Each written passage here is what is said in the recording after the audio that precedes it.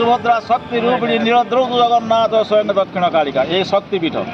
यही होती माँ भाकुले यही होती शूलपाणी यही होती उग्रतारा यही शक्ति रूपिणी यही होती दक्षिण कालिका यही पीठ में चली मो जगन्नाथ मो परिवार आध्यात्मिक सचेतनता कार्यक्रम आपण डॉक्टर चारण शुभेन्दु साई महोदय कौन कहे विषय जय जगन्नाथ आमर दीर्घ 2 दिन है महाप्रभु जगन्नाथंकर चेतना प्रशिक्षण शिविर श्रीमंदिर सेवायत तथा वरिष्ठ जो मैंने जगन्नाथ कथा जानते से द्वारा पिला युवक मान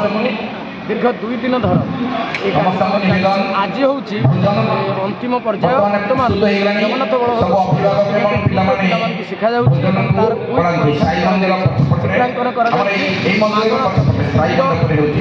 चित्रांकन समस्त कथा जगन्नाथ को लेकिन हूँ आम ओडिया आम जगन्नाथ भारी बढ़िया आम जगन्नाथ को लेकिन आम चलने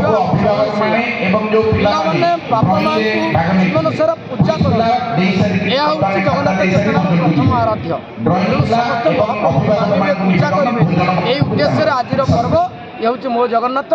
श्री जगन्नाथ चेतना पूरी माध्यम सारा ओडिशा चलुची ये हूँ 6ठ पर्यायर कार्यक्रम पवित्र माँ धाकुर ये आज चली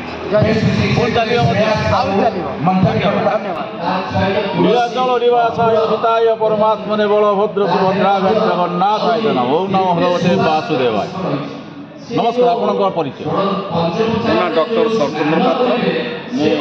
पात्र श्री जगन्नाथ अंतर्जातीय चारण गोष्ठीर दलपति अध्यक्ष मो जगन्नाथ मो परिवार आपन ठीक आसुच्चंती कार्यक्रम जोग देउछंती कौन रही आभिमुख्य आपणकर अभिमुख हूँ आम आज जो कार्यक्रम करूँ एक प्रशिक्षण कार्यक्रम आमर पूर्वर यही प्रशिक्षण कार्यक्रम ग्राम मानक चलता भागवत माध्यम से सबू मान लोप पाईगला तेणु आम मैंने समस्ते जगन्नाथ कथा जापारू ना बर्तमान एमती गोटे समय अच्छी जगन्नाथ कथा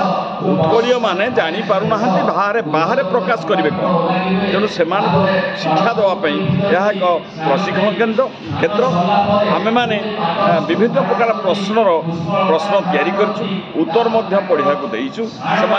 पढ़े ए प्रश्न उत्तर देवे जहाद्वारा कि जगन्नाथ चेतना जगन्नाथ कहले तो महाप्रभु